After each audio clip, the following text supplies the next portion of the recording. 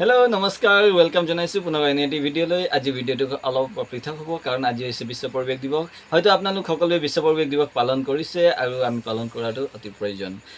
আমি ইয়াত অকণমান মই আপোনালোকক আভাস দিব বিচাৰিছোঁ বিশ্ব পৰিৱেশ দিৱস ৱৰ্ল্ড এনভাইৰনমেণ্ট ডে কেতিয়াৰ পৰা আৰম্ভ হৈছে, কেতিয়াৰ পৰা উদযাপন কৰিবলৈ আমি আৰম্ভ কৰিছোঁ আৰু ইয়াৰ অন্তৰালত কি কি কথা আছে, কেনেকৈ আমি ইয়াক উদযাপন কৰাটো দৰকাৰ। চ' আহক আমি প্ৰথমতে জানিব বিচাৰোঁ কেতিয়া হৈছে। 1972 চনত 1972 চনত ষ্টকহোমত এটা কনফাৰেঞ্চ হৈছিল পৰিৱেশৰ বিভিন্ন ধৰণৰ সমস্যাসমূহক লৈ আৰু সেই সমস্যাসমূহৰ সমাধানৰ উপায়সমূহক লৈ। তাৰ পৰিপ্ৰেক্ষিতত নেক্সট বছৰৰ পৰাই 1973 চনৰ 5 জুন তাৰিখৰ পৰা বিশ্ব পৰিৱেশ দিৱসটো সমগ্ৰ বিশ্বজুৰি উদযাপন কৰিবলৈ আৰম্ভ কৰা হয়। ইয়াৰ অন্তৰালত বিভিন্ন ধৰণৰ কথা আহি পৰিছিল, যেনে ধৰক আজি আপুনি মই বা আমাৰ দৰে বহু লোকে কি হৈছে পৰিৱেশৰ বিভিন্ন ধৰণৰ সমস্যাৰ প্ৰত্যক্ষভাৱে সন্মুখীন হৈ আছোঁ। আমাৰ বৰ্তমান সময়ত কি হৈছে বিভিন্ন ধৰণৰ সমস্যা, যেনে বায়ু প্ৰদূষণৰ পৰা আৰম্ভ কৰি গোলকীয় উত্তাপ বৃদ্ধিৰ পৰা আৰম্ভ কৰি বিভিন্ন ধৰণৰ সমস্যা আমি স্বচক্ষে দেখিবলৈ পাই আছোঁ।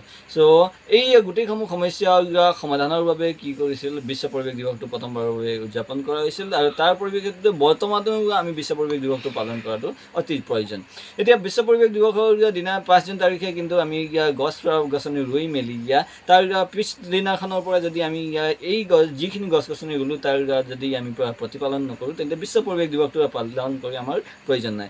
ছেভ আৰ্থ এভৰি ডে, আমাৰ এই পৃথিৱীখন প্ৰত্যেক দিনে আমি বচাবৰ কাৰণে প্ৰত্যেক দিনে আমি নিজৰ দায়িত্ব এজন ভাৰতীয় নাগৰিক হিচাপে, এজন পৃথিৱীৰ এটা ভাল চিটিজেন হিচাপে কি কৰিব লাগিব, এইটো আমাৰ দায়িত্ব, এইটো আমাৰ ৰেছপনচিবিলিটি বুলি আমি ধৰি ল'ব লাগিব। আমাৰ যেনেকৈ যিখিনি ফাণ্ডামেণ্টেল ডিউটি আমাৰ আছে সেই ডিউটিসমূহৰ ভিতৰত আমি পৰিৱেশকো এটা পৰিকল্পিতভাৱে সুসংগঠিতভাৱে বচাই ৰাখিব লাগিব বুলি আমি এটা সংকল্পবদ্ধ হ'ব লাগিব।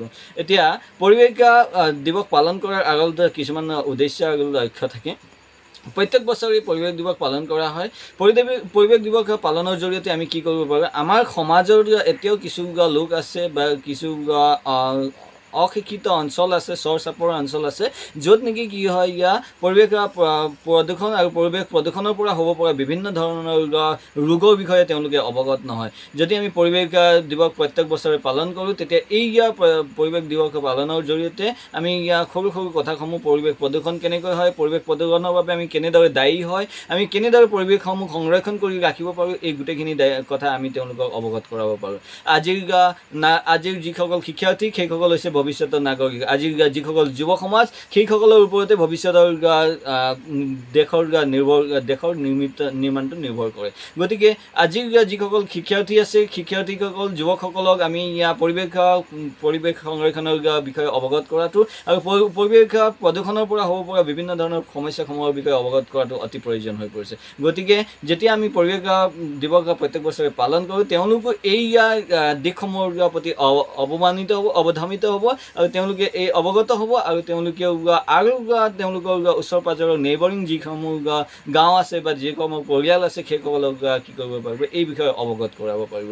যেতিয়া আমি যদি পৰিৱেশ আমি জানো প্ৰত্যেক বছৰে কি হয় পৰিৱেশ দিৱসৰ বিভিন্ন ধৰণৰ থিম থাকে। যোৱা বছৰে যেনেকৈ ক্লাইমেট চেঞ্জ বা ৰেষ্টৰেশ্যন এইবোৰৰ বিষয়ে আছিল, এইবাৰ হৈছে ন' টু প্লাষ্টিক মানে হৈছে আমি প্লাষ্টিক বৰ্জন কৰিবৰ কাৰণে যত্ন কৰিব লাগিব। প্লাষ্টিক এনে এটা ডেঞ্জাৰাছ বস্তু যিটো হৈছে আমি যদি প্লাষ্টিকটো মাটিত পেলাই দিওঁ ই মাটি প্ৰদূষণ কৰিব আৰু ইয়াক যদি জ্বলাই দিওঁ কি কৰিব, বায়ু প্ৰদূষণ কৰিব। গতিকে আমি প্ৰত্যেকে আজিয়েই সংকল্পবদ্ধ হোৱাটো উচিত যে আমি যেতিয়া বজাৰলৈ যাওঁ আমি প্লাষ্টিক কঢ়িয়াই অনাৰ পৰিৱৰ্তে বজাৰত আমি মোনা এটা লৈ যাওঁ আৰু মোনা লৈ তাৰ পৰা শাক পাচলিখিনি লৈ আনিম আৰু আমি প্লাষ্টিকটো বৰ্জন কৰিবলৈ যথোপযুক্ত আমি ট্ৰাই কৰিম, আমি চেষ্টা কৰিম। আগৰ দিনত যেনেকৈ লোকসকলে গছৰ পাতত তেওঁলোকে খাদ্যসমূহ খাইছিল, তেওঁলোকৰ শৰীৰসমূহ সুস্থ সবল হৈ পৰিছিল, বহু বছৰলৈ জীয়াই থাকিছিল।